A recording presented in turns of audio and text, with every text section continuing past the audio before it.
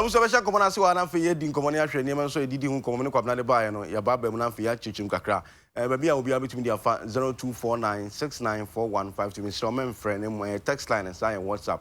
Uko Facebook so UTV Ghana wo na also comment section on the aba na ma jebre na ma kan amount and then you know and share you be doing come on anopay Gabi assuming NDC communication team member and then NDC parliamentary primaries no ebeba so na go so we koso kakra pra Gabi mo akwaba me che won kan hu wa che say ranting on my banner so mo fire Gabi abo akokora na Gabi trenchira na ja kan ma bumba we ne kan yes afọ Jane mo Erica Jane mo lo samija mo che mo Jonas mo flow kakra exactly yeah ni egu akire ni ehwe de omo ye but all is well me so we say all is well on our front and depending baby ajane baby amigina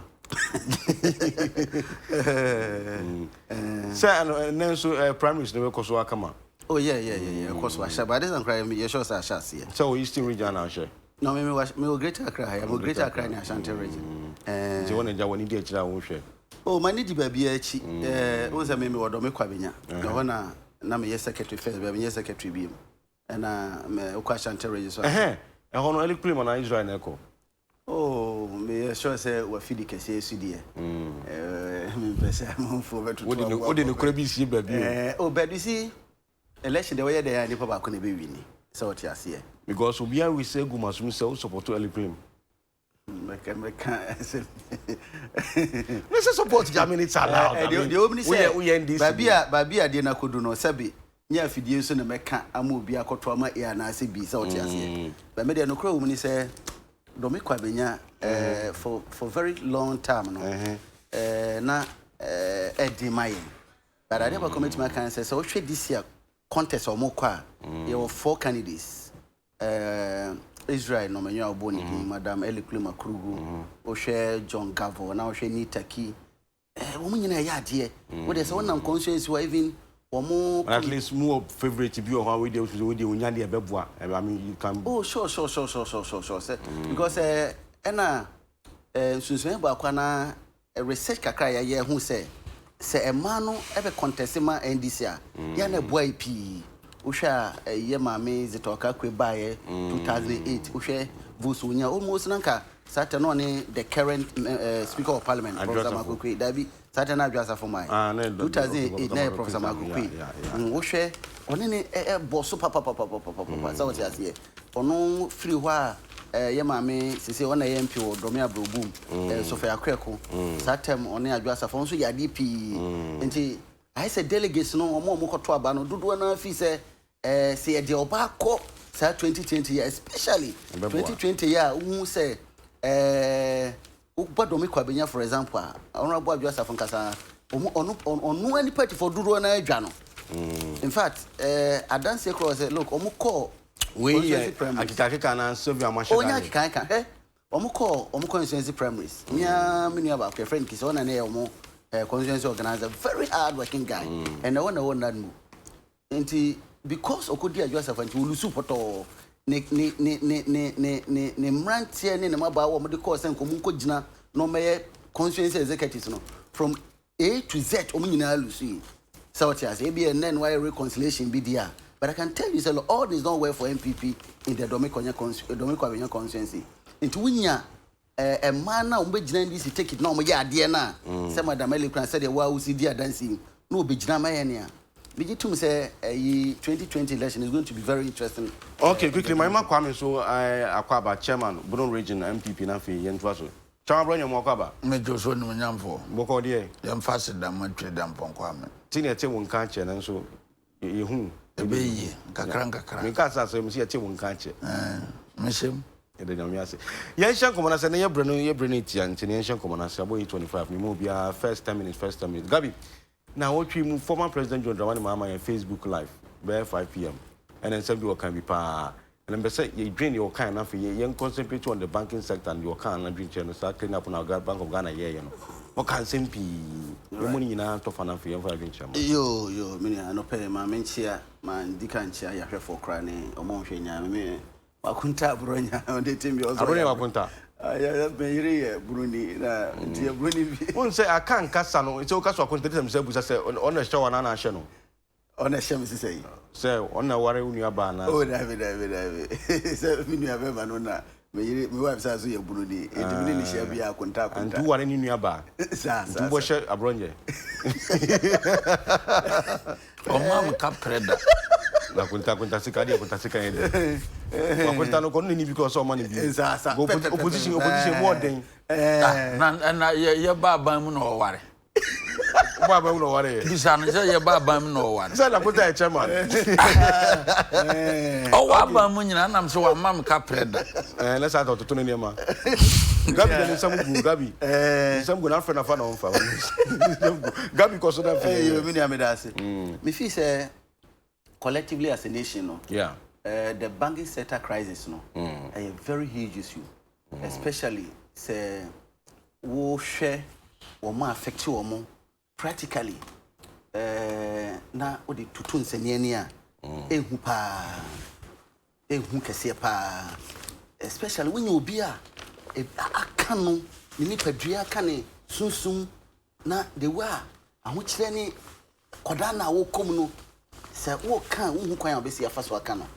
The former president Mahama edi nsem bebre tudwa na nsem odi tudwa no emu oduyi na uye no so free wa Bank of Ghana for credit issue statement former deputy governor of Bank of Dr. Siama also di nsem bia tudwa na we kan nyina boma no say oman mu ha se wote ase aban sisa na aban bi ba nema bi omo ye no ya na kwan bi so na emoa banking sector ni nyina crisis so se clean up ni nyina ase ne say yes mre bi atwam afi bi atwam se 2015 se 2014 se 2016 on and banks ahodo bi omusika a omde eye adwuma omusika a omde di omudwa no eso ti be du ba bi a ebia mpo se wo de check call so ko use ka wontimi nya sika ni bi ne nkeka ho abandada na no ote so no e ba mu be so bank na se fa bank mienu a abandada no be so masene UT Bank, yeah, yani aye papa retired captain Kofi Amoaben na ye ne dia. Na Capital Bank. Capital Bank obi ani se sofopanyin Otabel. Ono so na one na pam for dia. Ana ye say mom scared so mas na iska no, ye di so mas e kwan bi so man hwe iska no so yi. Na enu mpo no tema ban foforo bae. Die nyina tene se lo. Na aho kire kakra na bank si koma discuss so mas ne no.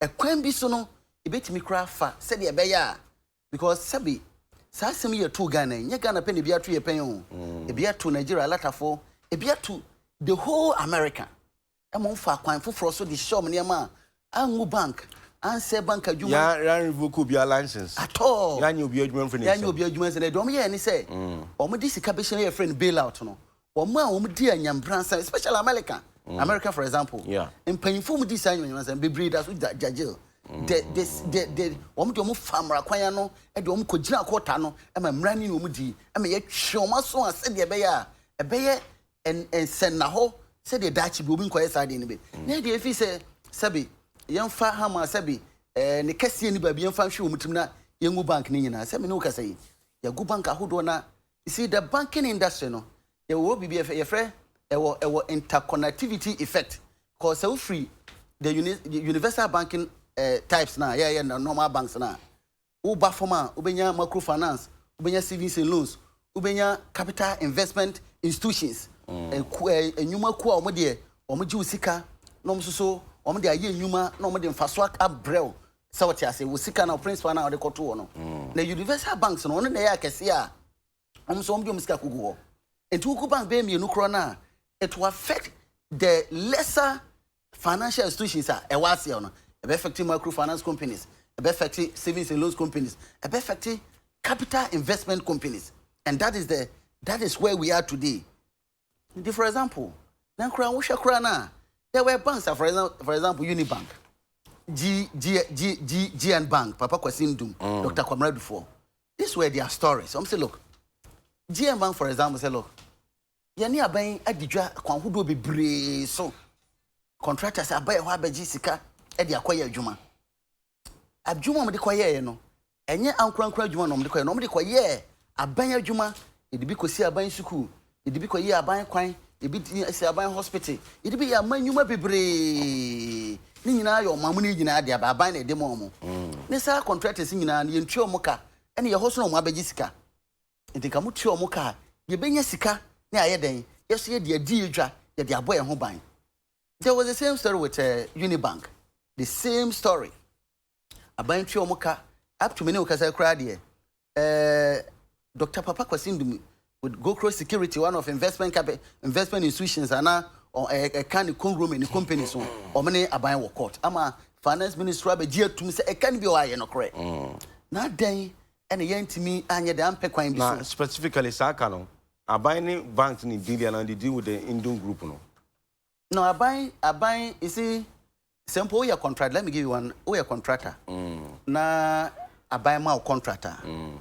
I buy to make sure say provide security need say provide the evidence to establish say who was campa so betimi dey aye adwuma say we a contractor amount contract say see a dan ya UTV dan ya see hey enti e be a contract ne 10 million Ghana cedis per the terms of the contract no the very agents and I mean this make sure say say woman ya dance here say adwuma na e dey amount no wo sika bia betimi dey asi do e kwam say kra betimi aso asene. The only advance I would say, we call bank guarantee. Yeah, we bankers are where they. Only year juma, no penny bit more bank guarantee no. And to the bank guarantee ni ba, o the can o documents and I won't crater what they call the contract now. And to a mom shen crater who any no cre. O banker a do dear dna. O bet me so asene ama what me a year side you mind. And to buy ain't me katanani ain't me munani musu say. Sika hodo a contractors ekwaje wo bank e de ye adwuma na aban nim ho hwe government cannot say that.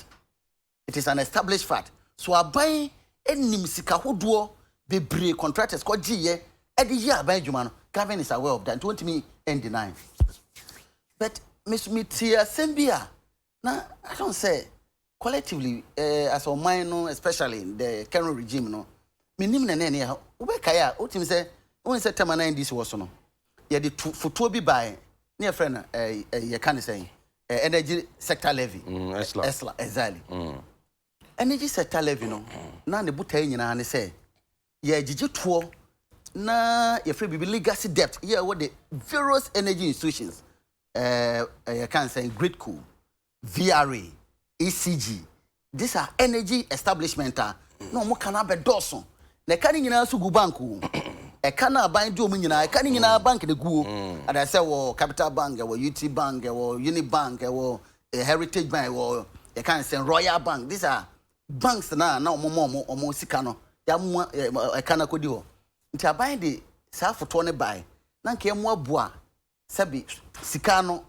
ne mfa nkotua saka na okotua saka na banks na na beko MPF buy nom so sadia on beko ko raise bond to be able to raise 10 billion Ghana cedis. In fact, your first year of that ESLAN, 3 billion Ghana cedis. First year of implementation.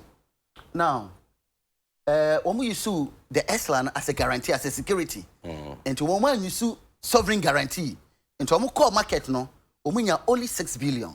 The 6 billion crow munya no. Oman fani nyina anko triaka ama the energy sector institutions no amfan ko triomaka.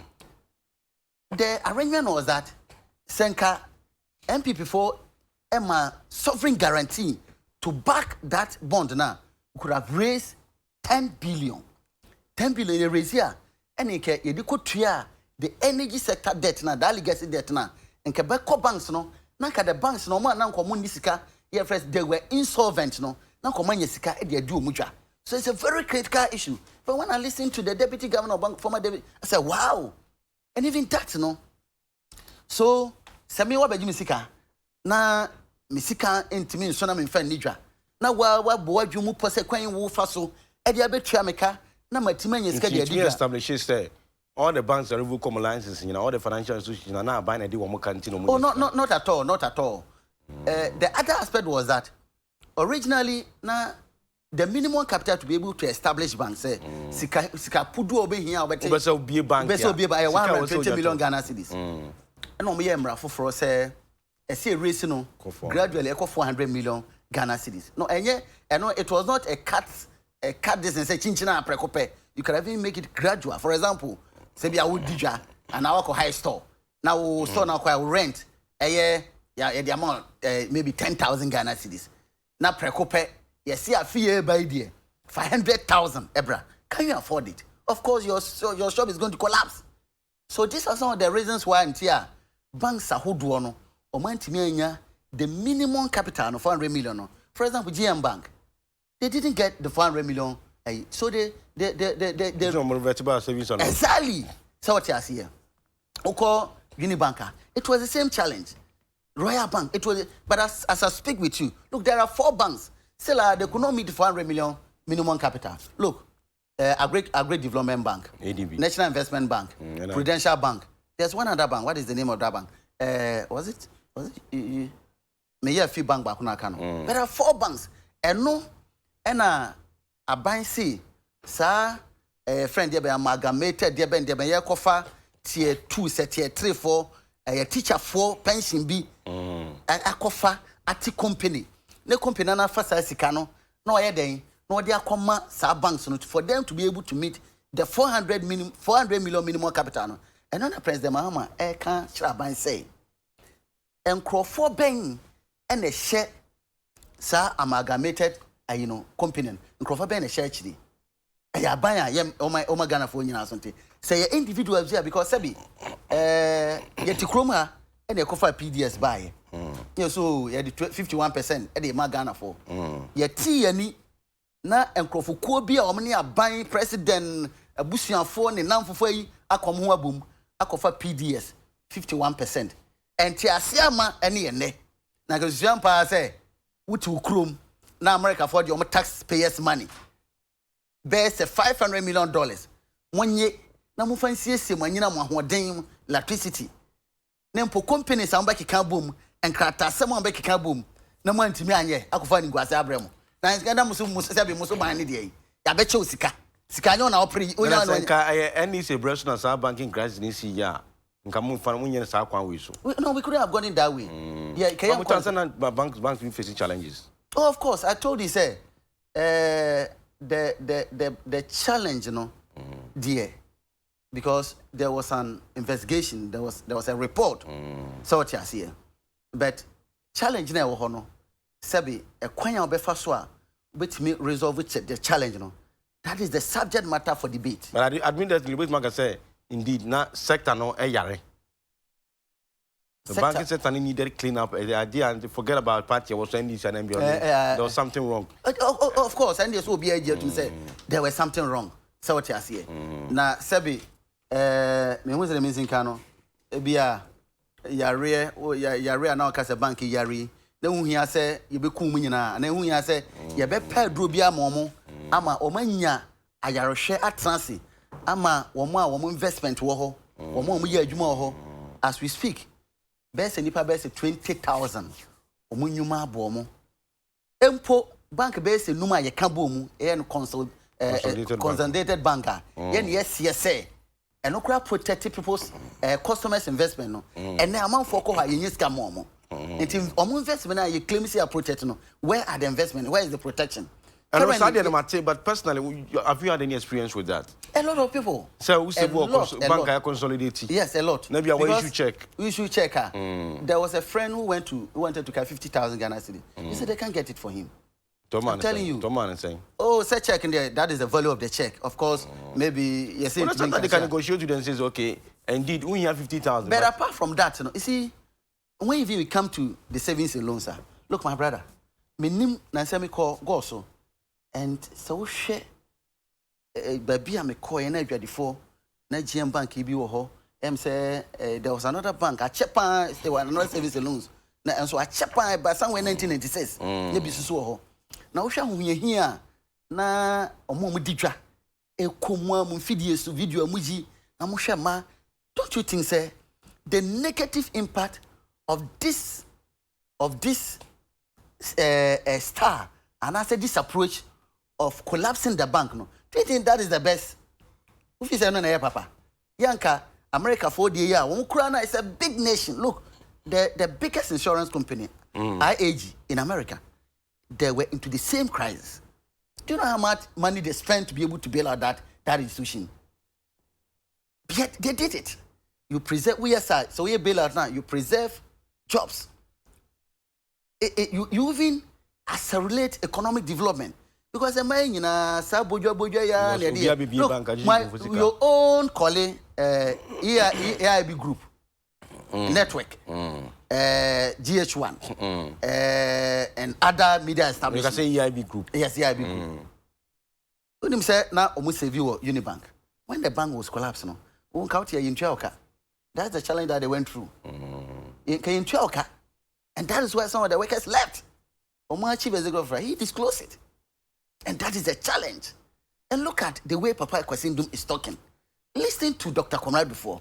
And you tell me, just a day after South Bank of Ghana statement on issue someone revoking of all license, they came out to the statement debunking that search in Sanyano Credit. Exactly. And then the BOG brought a statement, final front page story, one of the newspapers, said the bank siphoned $62 million to offshore account. That is, say you're no credit, that is criminal offense. So you don't come and tell me. Oma, you this come on, the UT bank phone paying for, the capital bank phone paying for, your mom seeker to be able to support their liquidity operations are, Oma yede, yes, this can Oma find the rare work now, Oma divert into other private ventures, and they're not home. They are working free. Dr. Manson Otaba, Captain Retired, Kofi, I don't know working free. America, they took the hard stand. Money, and you prosecute them. Some of them are still in prisons. We continue to make laughing. That is criminal offense. Okay, got me that. Say savings and loans company B. Say savings and loans company B. At me, I transfer over $60 million out of the local savings to America. Let's say what me establish here. 62 million. Yes, $62 million. Know what me? I established the first say, Aqua, who were the perpetrators? Why are they not before the company court of jurisdiction? I don't hear so good bank. Okay, Gabi, assume me that. So I'm Kwame. President Mahama, Wakasa. Mama Fakwenya, we na mencha wa hwefo ba bia wa fidi kese also. Ekodre ma omunyina achi. Na menu an start no say domi kwamianya kwabianya adwasafo nyehwe ne ade so ono ti constituency no mu bia NDC was one mfie nwotwe no domi kwabianya kwa no constituency secretary domi kwabianya se na aka so ka sa adwasafo nyehwe no constituency secretary omeboa NDC was one mfie nwotwe no onka kwan ba akopa ewo ho a ope Greater Accra constituency a umukita kwambone pa dome kwabianya ani emi ni wachini mo NDC bedi so mfie nwotwe no constituency secretary e that particular constituency so obi nyehwe no o kai fie ha e na me ne krizu gambetena ne ye ka ho asem o say o manye no mo ye MPP fo e fie ha ntina ye constituency secretary a dome kwabianya kwan menka me njiro what you say enne ukọ constituency no mu a massive road infrastructure cost be adwasafo na lobby omoye ntende ye wo asema nti die na nesi ni kwanta mana ne party ni so betima lobby me no kastio constituency onati he akwan na omo ka omo so omo ya MPP fo ye mfi omo mfi omo nti waba oye na dwuma amanfo so ahu within 2.5 years ya akwan omo start ya omo ye dance ye den ewo ho no me na amanfo behwe atoso waba enye wa o say obi akọ 8 years obi akọ achebe nya na amanfo hwe me na yemfa no ntu ba bi na me komanim former president Mahama nasem na okan yese o kan te se ne wo banks ba ho asema obetima ye mo man no banks yetima gina na edikan ya azan 419 wagadre 419 whose part 419 sem no di to dwa na edikan former President John Dramani Mahama, who called 2016 State of the Nation address, page 19. 2016 State of the Nation address, Rubieba, page 19. Making can watch it. What's in microfinance companies? Mr. Speaker, over the past 5 years, there has been a proliferation of microfinance companies. These companies come under the direct supervision of the Bank of Ghana. Unfortunately, lack of effective supervision has resulted in many cases in which microfinance company launches by the Bank of Ghana have breached the rules and created supposed pyramid schemes that have eventually come crashing down. One such case is DKM. DKM with the super high interest rate of 50% and 55%. Or see, over the past 5 years, banks and non-financial institutions in Wasem, we 2016 State of the Nation address here. Or say, over the past 5 years, no kasa 2016. And it's only 5 years and I can't send the year. Nature saw many banks in Africa say starting from 2011. More 2011, Kwame. Why not the head of economic management team? Vice President by then. John Dramani Mamamboa. And on one by president, no, and no sim fear no. Now on many banks in Nkoye, now on the head of the economic management team. Interest rate of kwana ebe fast watoto or mine sikasem or mine banks bejina financial institutions nyina bejina no sam fie num na mahama ka say or mine banks nia hoden financial institutions nia hoden no ene da no as a vice president enti sa nipa we atima tenase na so wo solution no watima tena problem hu fie num wantima nya na nne or your opposition leader no baba catch us say omuma na kwanya afedo obeye ni ye azan eye darga eye wagadre because wow statement kire say we are head of economic management team no na problems here den wo ho 2016 State of the Nation address under microfinance kwa ma ubia ebeyi aba na osi emaye nkrosu banks nyedi kan wutie ga bi so mission na kwame osi wamu waso no na banks ni bi capital any UT member no mu wo problem ena wamu disika wamu inject banks ni UT Bank of Ghana ma wamu 400 million Ghana si 2015 so mu ni ahodene Capital Bank wamu ma wamu 400 million Ghana si so mu ni ahodene wamu fan so omase report na ba yesa okokofa the financial stability report 2016 na Bank of Ghana womo kan wom se wo ba ebeyi aba womo kan wom se sika womo de ma sa two banks nyina se de Gabi kan ye no shareholders no e de kokoya adeforo womo amfa nyina se be ya nkrofo eben sa be kan womo sika eno na si hwan penswa mahama ya mo mama penswo eno womo ma UT Bank 400 million Ghana ti se bank ni gu eno womo tam Ghana fo sika ede koma omo so omo mfa nye ne yie omo koya omo mfa sika na nye de ese so me taxpayers money Capital Bank 400 million Ghana si omo de koma ma penso bank na nye yie enti sa nipa ye e wo opposition na obaka kire Ghana fo se ne de me wo bank hu nimde me ba mema indigenous bank ya gina mienu na me de ama ono mienu anam de ama obi oso wo banks hu nimde no ne penso ene e ton merchant bank Meboa. I know you're the head of economic management team. No pension near time. Sanim Diana or what? A bra merchant bank qua when you're here, Muno. No, you're Ghana, man, Panino. I then one for Sanim Diana, Mamma, and my merchant bank, and yes, yourself. Just any panic, Cassa, a yazan, Motoye, Pacho, Mpe, a year, a yazan. Sansam not the better than a yazan.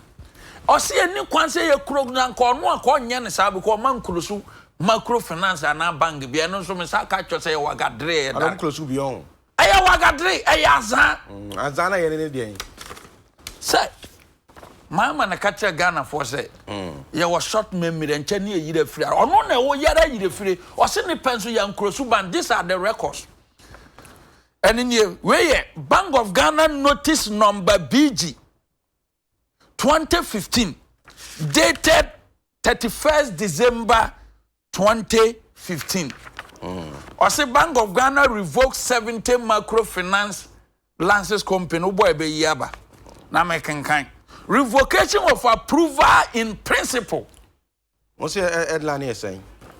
Bank of Ghana revoked 70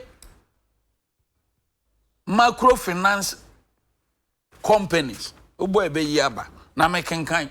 Okay. Who pay for the one na me kan we. O mama say ono na woso a kasa microfinance we nyina o mu revoke o mlanka onye nam say waga dre azan no di be bire obi ani so we ne penso ebra na doctor Nashiru governor Bank of Ghana no mu issue statement we revocation of approval in principle. The Bank of Ghana, in the exercise of its powers, grant licenses to persons desiring to conduct the business of banking, including microfinance and money lending. Pursuant to the above, applicants granted approval in principle for a defined period, usually 6 months, and are required to meet conditions stated under the approval in principle letter. Some microfinance and money lending companies, despite several reminders, including our notice number so of 15 July 2015, have failed to meet the condition precedent on the issuance of the final land. The Bank of Ghana therefore wishes to inform all banks, non-bank financial institutions, and the general public that the approval in principle granted to the underlisted institution is hereby revoked. And Mako 70, and a mama, Womutisimu, Quajin Crofosika. And Nedra Mama Sydney past 20,000 or Maduma Bormo.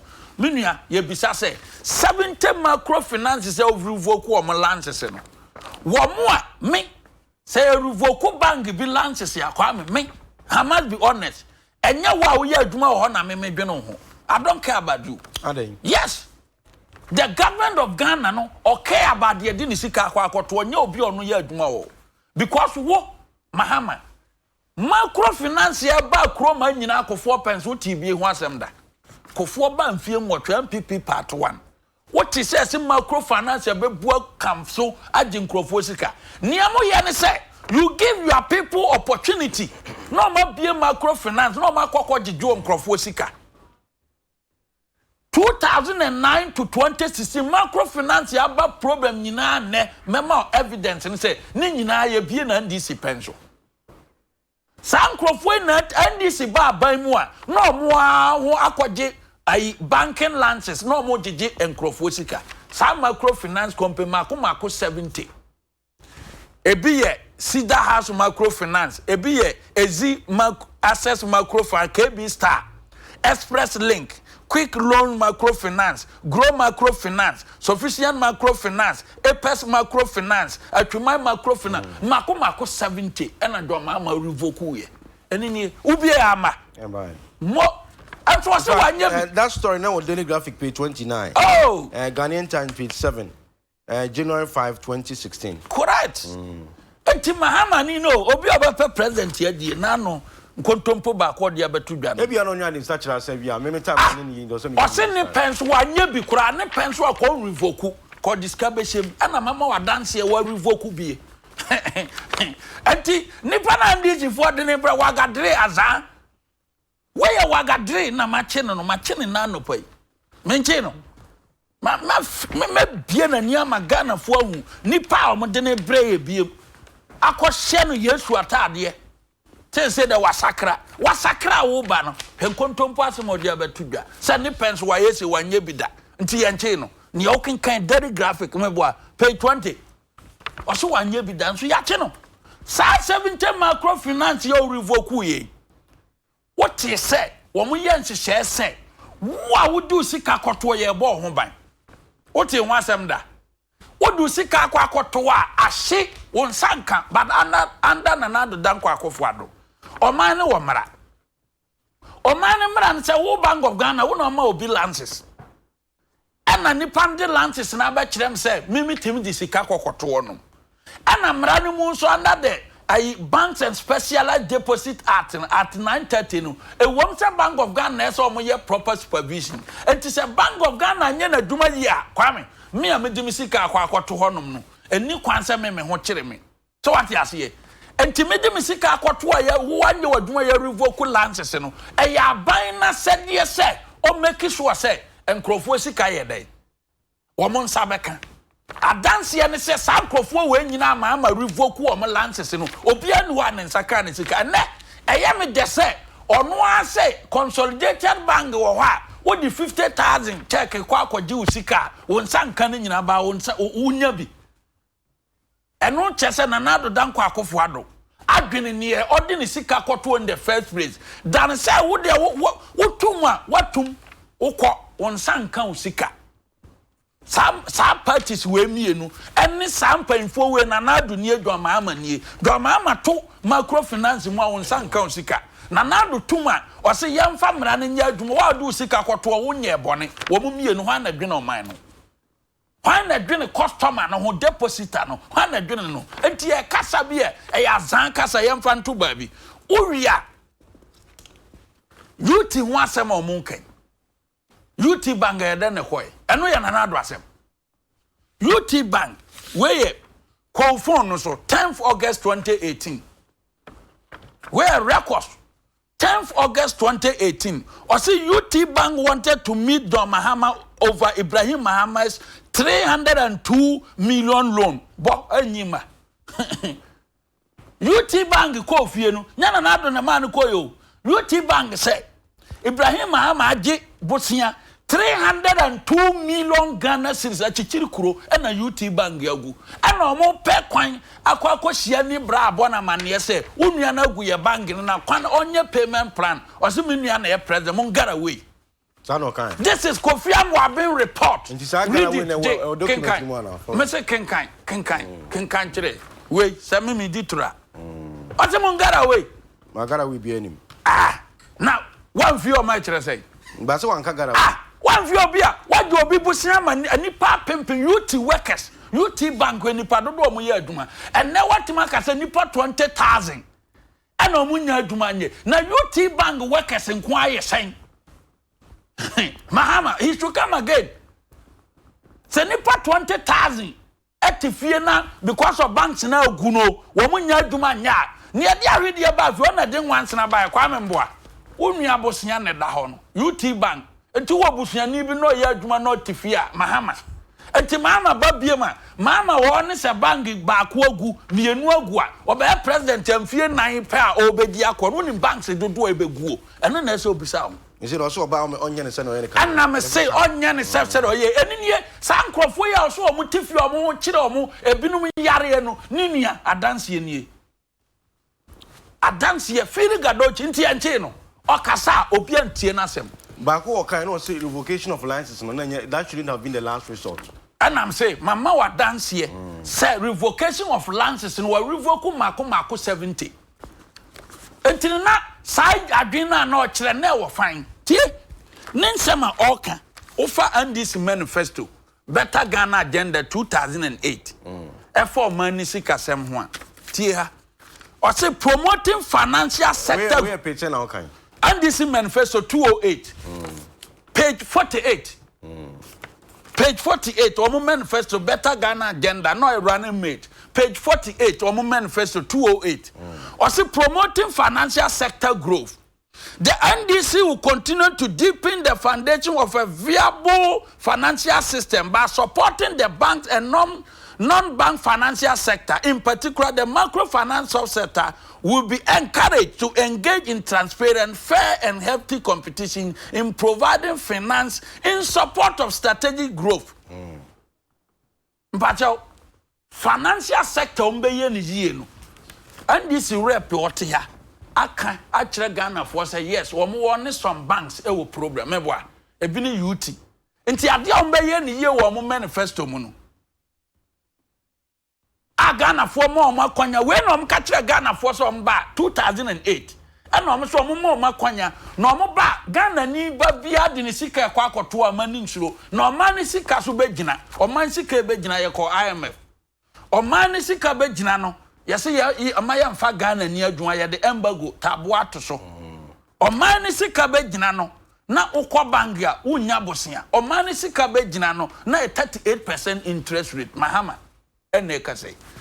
Kwame abase menua Gabi di number bi ana papa kwasindum number of microfinance ya wo ma revoke wo lances kwame Bank of Ghana report ni me and Asiama de Gabi who kasa o refer to Asiama wanim begu ase because no ye deputy governor and no can management team who a wo revoke UT any capital bank Asiama na o refer no can ho bie and o revoke ye enti adwen ba na no wa want man fa ma wa am man stay enti opposition adwen no kire e ya no de sa wo tie Nyankopon ni Yesu bronsam gina ho Yesu ne bronsam gina ho wan kantini ama hon konkon ama metena mu a wan hwe ya obetie bronsam asem agya Yesu ho ko bronsam na asem ode ana the fact say kwame bronsam ahye Yesu atade no eno nkire se wasakre o atade ne ye ne fe na mom ma no just 3 days or the wo ebekam wono say na mo kan nyina no what enya report we Bank of Ghana report 16th August 2019 kwame 23 microfinance omu revoke omu lances nyina no emu mako miensa pe baako ye 2007 ano ye express savings and loans won bie no 207 ana your friends say women's bank no ano ye 1996 Niaka nyina 21 na aka nyina no won bie no 1DC penso. Yeah, very specifically. Starting from 2000 ne nyina wo de bia date ase ho 23 ne nyina wo de bia starting from 2009 to 2016. That can be true. Mami this. Me say report to ni wo twa hwe bia date me dey am back in 1986 don't be saying that. What you say? Report to ni and the shame uba ya ma obia vivid report a obia time ye di bie e sha no vivid report a besi ne mu wo Kofi Wampa honom mu wo na shiri wo honom mu wo yi wo date o makoto ni time ye di bie nya na mo me challenge ora wa hwe ni time na dia time na fe na matwa 7 obia wa hu wasem ka Abonyo aka 3 minutes mama nka masem ko o hwe time no we nyina ye NDC pension no mu bie ye 99.9% upa hwe no 1111 sama mekan eye da NDC pension and a microfinance bebu ya ye gigi nkrofo sika na kwa loko o mampanyin na na adoda nkwa akofo adobai nipa be se 2 million a o musika akodi o mu ni depositors ne no wasave o mu nka ewuo ka do mama na eguso ti se president ya ka ye be da so ni nipa 2 million awu o Ghana because okwa ontima access ni sika yesa wo se binum access o musika plus because mo penso mo ontima nya den mo ontima nya bi na financial sector no wa ahodene ni ye ka kire Ghana fo se microfinance MPP ye me register microfinance wo sika the wura banks na ben wo Ghana adwadifo microfinance na ba mo honum nyina NDC fo ene na ehyehyase a mo register NDC fo baako Adi Finance ni wura no Greater Accra Council of State Rep Adi Finance ye ni ja NDC ni financier Zani challenge me says Zani onya NDC ni catch them na African Savings and Loans what you say please me say microfinance 99% o magigi nkofo sika ne mo say amanfo wu no mo am na mo di ko bu Ghana fo ene na mo di ho and the facts are there who wie ya say Dr. Papa Kwasin no kwame ya ba bonten asset records no street Papa Kwasin dum ntimi challenge e o so na aban ya de aduma Nkrofo sika ba bedi honom aye 668 million Ghana cedis amanfo sika abedi GN Bank sika wodi ama contractors ye adwuma aye 38 million Ghana cedis nti aye da ban na agu GN Bank we P2 ni be bisa this question we a question say Julius Kwasi bafonom na bisa wo bank na wo bie ye no amanfo di 680 million ana dia ba be gu anom say wo mo be ye investment sika wo dia ma contractors o mo mfa nya o madwuma no 38 million enti abantua 38 million of which we tua binum ka road contractors are the man here or mom ye adwuma or get fan no wo sika nyina wa ban ho no a mo quantify nyina 38 million wo so nkrofo a wo do mo ka ye nkrofo deposit no eye 680 million wo fine nti ya san a papa question do ntimi challenge on ntimi challenge kasa be 15 minutes what you say on ntimi challenge o pa regulate time no obi am fan ho what you say enti sansam de yam fan to baby na me fan wie baby okofa ohun baby na ode kwa ode esra bond babe wurawura mu eye wa wo se na ekada ho e ho no de 1 minute na be chefu wo se esra bond na ye be ye na mu di kwa kotuaka John Jinampo call phone so o se dum so mantiman sia no eye because of money me boa mo sa esra bon na mo de ba 2013 no sika mo gigi ye nyina mo de kotuaka MPP ba kai ko rezi bon kotuaka ne bi and banks ne Greco ne ECG kan wo ma de mete sa ban we ba ya ba betua bi ntin ya Ghana fo bi sa wo asem a wo kan na no pense sika na mo de from 2013 to 2016 no energy sector levy honom no mo de ye den ban we ne be rezi bon kotua ekotua aka ne bi saska no ntimo bi wafa saska na die because o di ye odenti no o pa konya aba biem nyasa na person kire and watching extra bond na kire no mama sanka kire Ghana for say electricity ya penkania mo ada ye ntua ne ne board nkwa mo kan na manka o say be ready to pay more say per reliable energy ye tua 78% no o firi so na nkania o Ghana nkania ni Ghana nti ho asem de don't go there. Okay, Kwame me da so nka message and go for dia bana fe yenko enim. Was if President Mahama could not salvage DKM and God is Love and other microfinances from collapsing, how can he salvage these beleaguered banks from bankruptcy? For me, we must thank President Nanado for rescuing millions of depositors' life savings from a financial carnage. In regards to Dr. Prince Ama and Honorable Joe Gatti, Kabi see what if we can detail no son dia what they buy, I don't know. I say good morning, Kwame. I just love Abronye. He has exposed former President John Mahama. Oh God. I am very happy. Abronye more fire, more fire. Kwabna Yeboa, Tema Community 4, AB Road, Tema, and also the Friho, Eba, and Anopay. Musa Abattoir in Kumasi was AK. Abronye is not being factual. If President Akufo-Addo's name is mentioned in the expose, Manasseh could have been receiving countless threats of his life. The PPA boss, the message to one to welcome topic about that. Also, the PPA boss did not do it alone. Why his allies are still at post? Because procurement processes start from the ministries, departments, and agencies, not PPA. President Akufo-Addo, we beg you, we've not finished with PDS scandal. You are giving us procurement corruption. One day, one scandal. You are creating traffic in the airwaves. They say, but there are 20 years, okay. LT or the first naming and shaming is the best quality tool that every government can use to fight this governmental office corruptions and other state departmentals appointments as a whole, like how Japanese and Chinese uses guns to fire all these corrupt leaders to deter others from repeating the same kudos. So I think the government is doing the right thing, and the swiftness with which the letter was released, I think is good. Okay, Gabi, message is endorsed. Gabi, and to us. Yo, Vinia.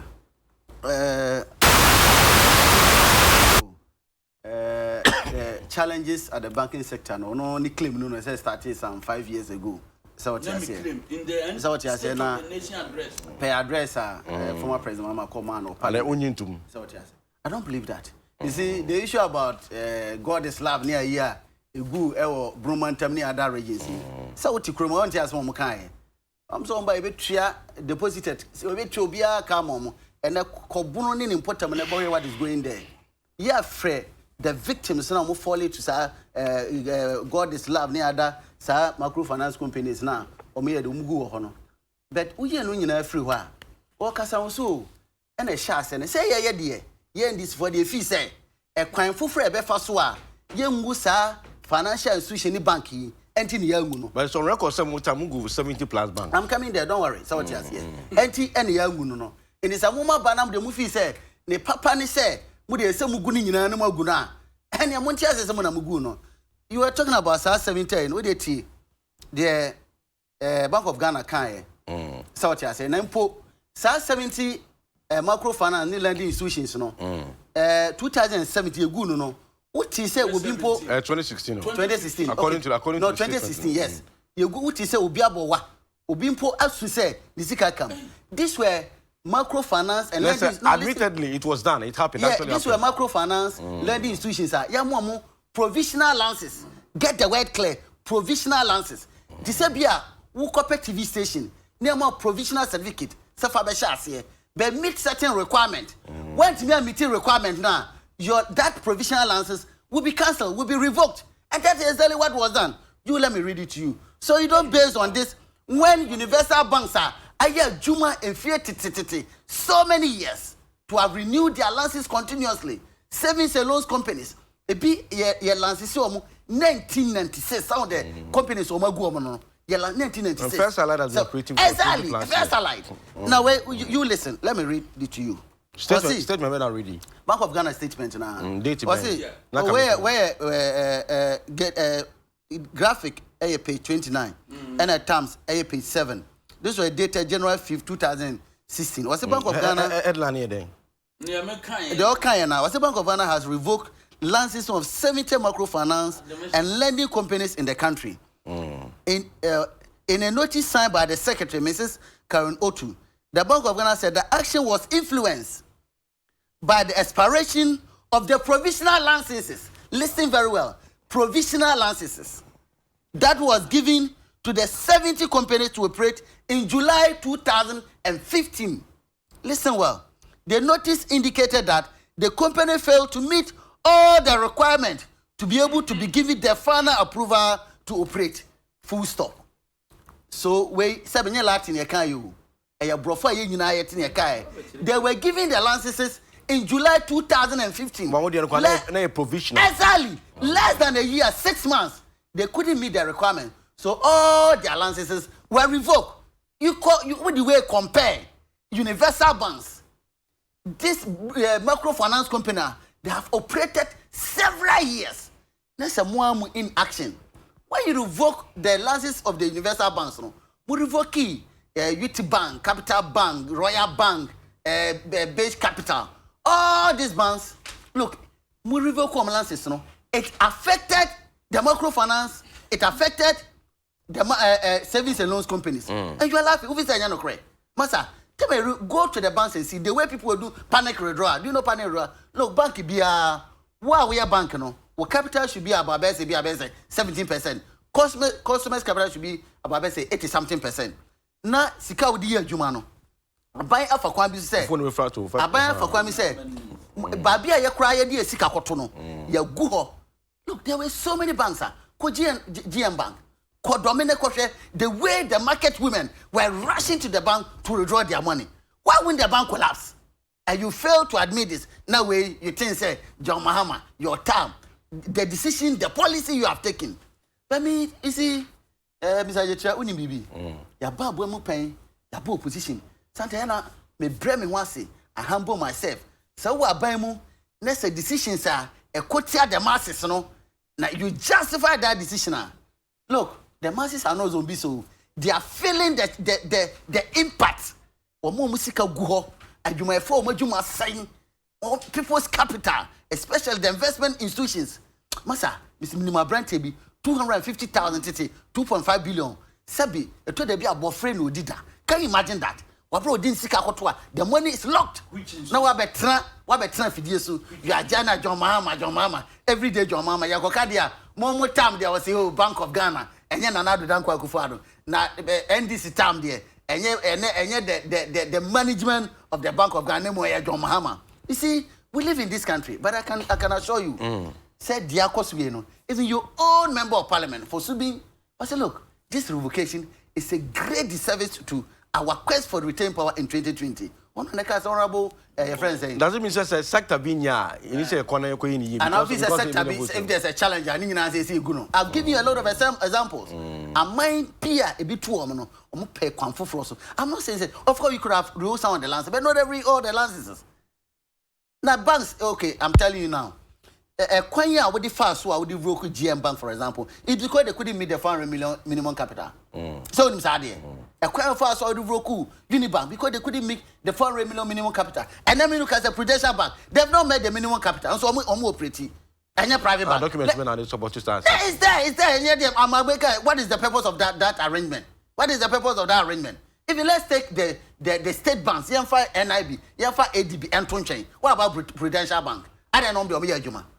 I don't know the Omiya Juma. Oma meet the 400 minimum capital. Okay, I got 15 minutes. You call the next topic next one. You 2 minutes for a battle. We're doing this in 7 minutes. Manasseh's contract for sale, as per se, and the brouhaha surrounding it. Oh, really? I think sometimes, you know, but your video so your bum video so reduce the Kasai. To the behind my ferry. Oh, what then? My ferry, my MP4 because chrono corruption be a while. Yeah, by air coswa. Me too, to the beer. In fact, sir, expose when we your TV so. Tell I drew by beer. I must see Manasseh investigation in after the only year TV will be and say, company be TDL. Do you know anything also? First, also no, it's for my cousin. We share papa anima. Me say me 12 the name akatamani. I am a ferry. Look at this man. And then say we know chat rana. You can't see that. Who name? It permeates in all the corrupt practice, all the stealing with our level in this government. Now, Sabi President only na Bush and Omo Sisana, Omo Mukan, Omo Sisana. Who evidence the President Bush is sir? Do you have any evidence to support that? Share the PDS deal. Go and look at those behind it. Document. Go and look at the PDS deal. Document. We shouldn't be hypocrite in this country. We shouldn't be hypocrite. Let's not be emotional about it. Document. Document best saying. Document when the President Bush and full yeska. Yeah, Kroma, what you're winning president, and in a Bush and full corruption who have found. The first Euro bonder, a buy bass from Koji, yeah, finance minister. Go and read the Strive report. Company Benakoya, and any company.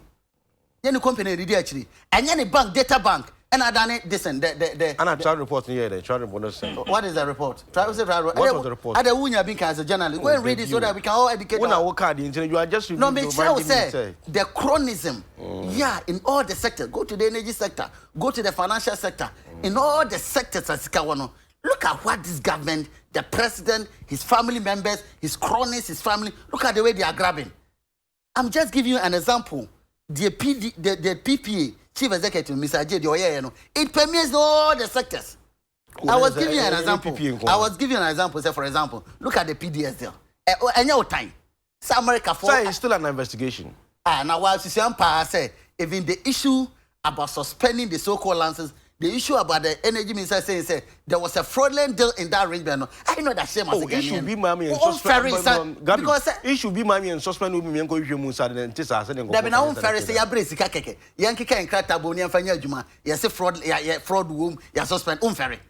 I know a shame. Well, until the outcome of the investigation for now, we can't conclude. Energy minister, there's a fraud in it. And I know they want it. Or suspend is a fraud womb. Yes! And it's not conclusive. And there was a conclusive statement. So if but I'm saying, if the statement is conclusive, then there's no need to have an investigation. Because then one of the clearance house, and look at when the president was in Angola, there was another release. Adia ya suspending say PDS for ye san di dwuma mu nyina ma ECG. Ye da sorry ya. Ye see ECG for side dwuma nyina ma PDS. Wabra, when your license is suspended, won't mean you do crab. You can't PPE, but no, it's the same corruption. But let's specifically deal with PPE. And I make catch say, look at this man. This was a man in the 2000s. 2000. Yeah, somewhere in Ghana Water Company. He was a manager for materials. When he was involved in the same fraudulent deals, yeah, there was even a report. Yeah, see, they have to prosecute them. Near 2003, yeah, then they back to head the public procurement authority. What you want and this buy any free ho. So what you see, and people buy any assadina bet now. And this was the man, yeah, all the accolades.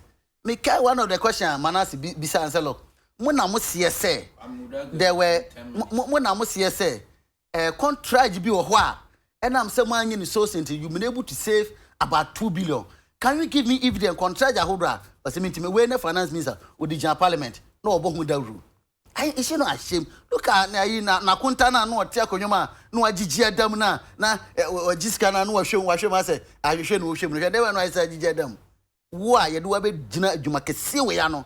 And let me give you one example. When him say former President Mama, one day issue raising say, look, this government is overblessed. There are too many ministers.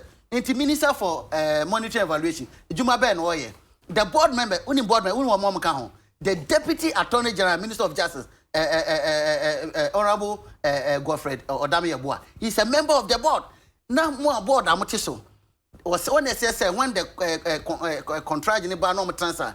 There was sorry free meeting. Now company baku, na contract by a diamano, and to board no, or who said, dear pa, and a company baku pay. Every day be on your contract. Also, Kamfu president said the swiftness with which that statement that seek to be suspending the man of Bob and the government is more or less listening to. Now we go by sad dancing be rebuilt obey. Was a company in India or a shareholder? Is a majority shareholder? Is a director? Or a dear pa and a president bit my phone. But look at in my and you see, we should be cautious of the applause that we are giving to the president. This is the same thing. Share Charles Bisu Galamse expose by Anas. You call special prosecutor and the executive at the call CID. CID was a one zone rating. Special prosecutor, so he's still under investigation. So we should be very cautious of the applause and the praise we are giving to the president. To have given a same way to two investigation bodies. But one of the lessons is, oh, yeah, the Eisen rating. So that it rendered the entire process useless. But I can tell you, this corruption, idea, it is motivating the members of this government because there's no punishment. Because there were lesser offenses in our regime where people were punished, people resign. Your Minister of Monitoring and Evaluation, your procurement minister, when the chief executive procurement authority, the contraman who turned it to bro bagger, and nobody was able to establish it. You have to take an individual journalist. Sure, in the midst of this suspension, that's what you're telling us. No, I said we should be cautious. I didn't say inquisition. We said we should be cautious. We should be cautious. The way applause and the praise we are giving to the government. That is all what I'm saying. But Mika said, so with all the institutions, Minister of Monetary Evaluation, the president has officially written to Shraj. That one is not in dispute. A public document, everybody is aware of it. It's not in dispute. But I'm saying, so look, science when I don't know me. The minister now just for down on what was she doing? Don't they have any data to establish the companies are contraja? I didn't company back. Into and click obia. Investigation cost I got 6 minutes before Kwame so into us. We have 6 minutes so. No problem, no problem. The way my duma. Who beside say more revoke lances in Ebi. Or say I know a provisional lances. Said okay, Latin. Provisional lances, ya the man say fire day. Fakwa start here duma number. Near here. Into a person catch them say, but some people microphone or see ya new BSika. Now, man for no one near Gabi Pesochere. See that house microphone about 72 now. I may be KB Star, a man for Skalkodimo. A bright mom. What is your mom was very bad. What I say, you man, Cassia, you see. What you say, Obi Crab or what? Because Obi watch a sentence or man for Sika. Let me proceed. No. A man for Tier for Muntio. Wow, Sika Kodi KB microfinance. Yes, one more. And so on Sankai. My son is writing saying that maybe I want it. Want to say a revoke. Continue. What? I know what I saw. It's a provisional license. And now, please, let us be disciplined. Let us be disciplined. No, I can just interject. Let us be disciplined. What you say? Who government of Ghana? So who revoke lances here? Who now take steps in the first place to inform the customers? Say, mena mediama. Until I've taken the responsibility, say, make sure say you get your money. And to Babatanaka, a man for Antia, and a man for Asemo. You make sure you take the depositors list. A brand not the provisional lances in a year, Jumoko, a man for Sikakodimu. Then you make sure they'll get their money. Don't come and sit here and tell us, because of say provisional lances, people did not do any investment there. Is that what you are saying? And Tisa KB starts. A grow microfinance sufficient microfinance, Atumai, Genesis. What does it? Correct. And now some bisan, it's some bar, State of the Nation address, you know. Mama State of the Nation address. I was on one can was say 5 years. I started 2011 to 26. I say I don't believe that. And just say, and this is fra better. You don't believe him. Now I don't believe you now. I want to believe. I don't think he said that. Master, let my mama play back. Gabi, what did you say? What say I don't believe that? No, the mechanic say. No, insinuate say. Per that statement, no, now President Pache say the challenges of the financial sector no, started 5 years ago. Now make us say, no, that's no way. You see, you don't believe that. Okay, let me proceed. That way. Yeah, okay, more. That is what I said. Anyway, let us proceed. But DKM, revoke lances and now revoke. Nipa 100,000 and a do music a registered microfinance. Until Mahama now won him dear banking a year also call revoke.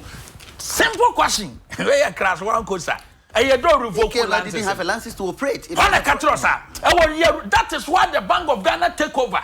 I register microfinance. So what was wrong with the license? Menoka say, Omuji said because of one, the interest. I know Omuji.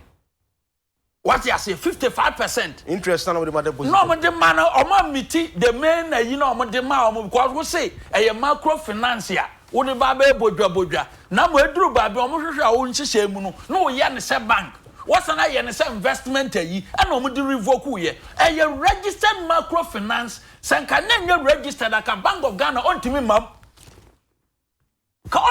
that is why liquidation process yabam entimu wonim die no opa you can search now registered microfinance 2014 DKM ka ho bie we kita final lances and your provisional. And Diana must say, Muakamu revoke, Dika mu revoke. Okay, young. I care for humanity. And you know, mu revoke. When I say Azuri 5 expose. And to no one say no more canning Yamana will say, yes, copy P. But or say, Nanado Dankwa, old trust and Momu near Yamokekan, and a chrono here and there. One and I press conference in my way, you mean.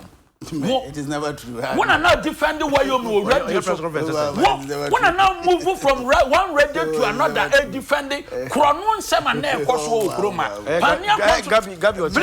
please.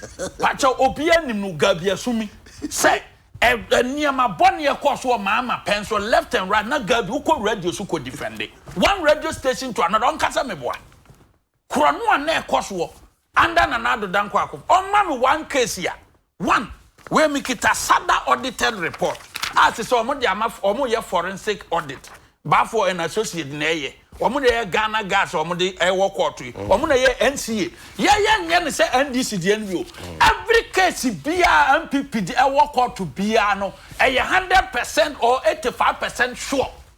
Say no case BR because forensic audit actual. Wait, SADA report. About 2014 30th for Imana say nekoye.